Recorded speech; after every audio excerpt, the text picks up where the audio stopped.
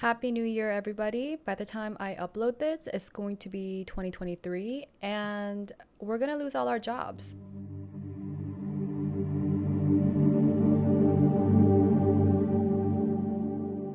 I feel like the world is going through way too many fundamental changes way too often these days. I mean, we barely got internet in homes like 20 years ago, and we just started getting used to living with social media long term. And now this. The state of AI art is changing on a weekly, if not daily basis. So, in the spirit of AI replacing human labor, let's talk about the profession of art.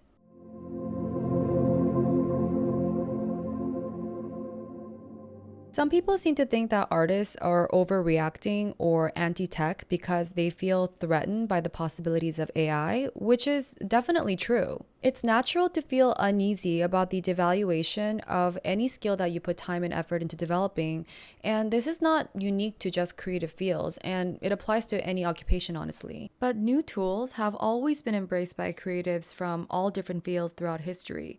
There might be some resistance in the beginning, but the overall direction has always been towards technological progress. And I'm sure AI can and might already have become another mainstream tool for professionals who work in a creative field like design or illustration. But the major threat behind creative work is not about AI or any kind of new tech, but about how creative labor is treated.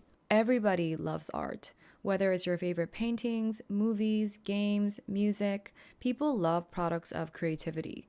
You may not consider these as quote unquote pure art, except maybe music, but there are masses of creative professionals who are behind the making of these things. But as much as people love these products, the artists who make them are all too often underpaid, way overworked, and even mistreated at times. The amount of technical skills that you have to acquire in order to get work has gotten larger and larger, whether you're freelancing, working for a studio, or taking commissions. For example, you can't just know how to paint if you want to be a concept artist. You might have to learn matte painting, which means you also have to know 3D and compositing. Being a graphic designer is not just knowing Photoshop. You'll probably have to learn some UX or UI design, or maybe motion graphics, learn After Effects, and C4D. But do artists get paid more now than a few decades ago because a lot of them are multidisciplinary and have diversified skill sets? No, most are getting paid even less for meeting those higher demands.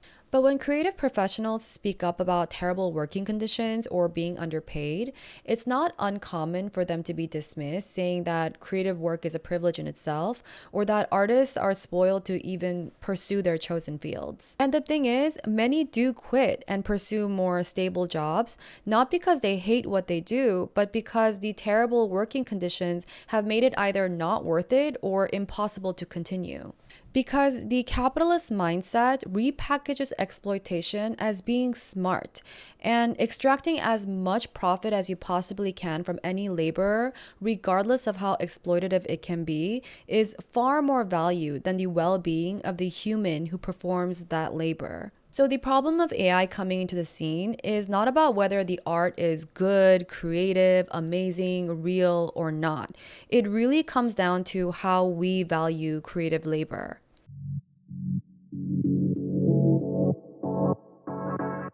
I think a lot of people hold this opinion that art should be free and not tied to the market because we elevate creativity to something beyond money that's unique to humanity. But we equate this idea that art should not be capitalized on to the idea that the labor of creating art should also be free or at least really, really cheap. So, when AI art came into the scene, a lot of people, especially tech bros who have a tendency to have a hard time seeing the value of artistic labor, were promoting AI art as a boundary pushing tool that will make creatives out of all of us and democratize the different fields of artistic professions. And this is definitely true, if not more. It absolutely has the potential to fundamentally change our world, probably in the same capacity as how the internet changed our world.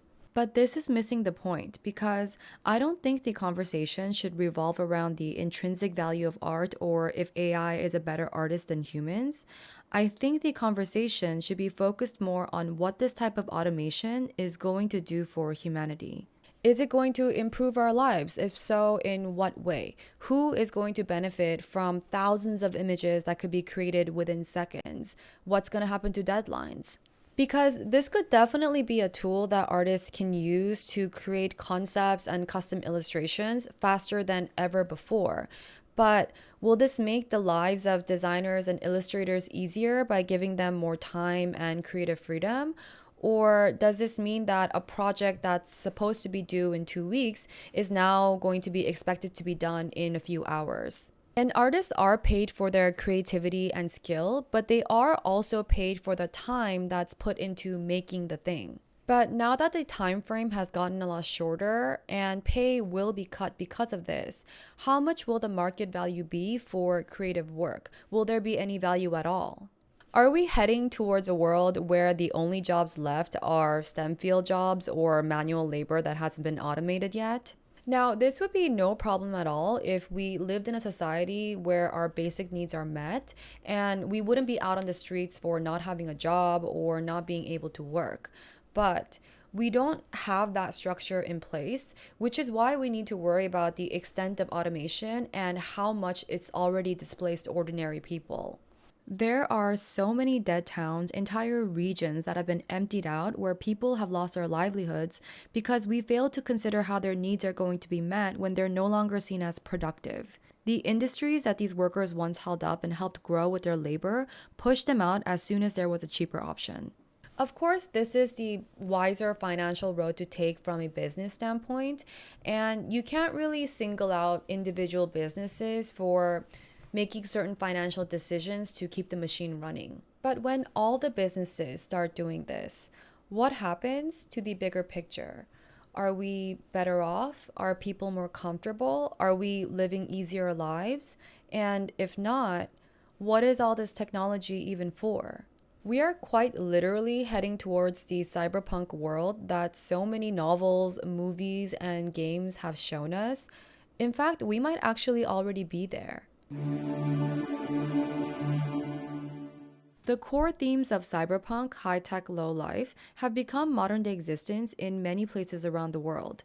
We are living in a time where megacorporations control almost every aspect of our lives, and technologies that have been developed so recently, as recent as a few decades ago, are woven into our day to day so tightly that you can't really function in society without it anymore.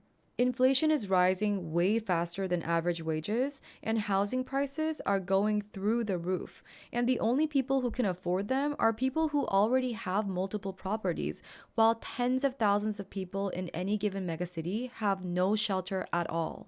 At the same time, though, these tiny iPhones can take 4K film quality slow mo videos. I can play games with people halfway across the world, and our corporate overlords are quite literally launching themselves out of this planet. All this technology is within the palm of our hands, and yet there's still that emptiness, that disconnection. The thinly veiled comfort of having day to day conveniences makes you think that life is easier now more than ever before in human history, when in reality, you're one accident away from being out on the streets, and even if you do everything right, you'll probably have to work until you drop dead at this point. So, yes, AI art is amazing. Social media is fun. And I'm sure you love the fact that you can make a whole movie with just your iPhone. But are you happy?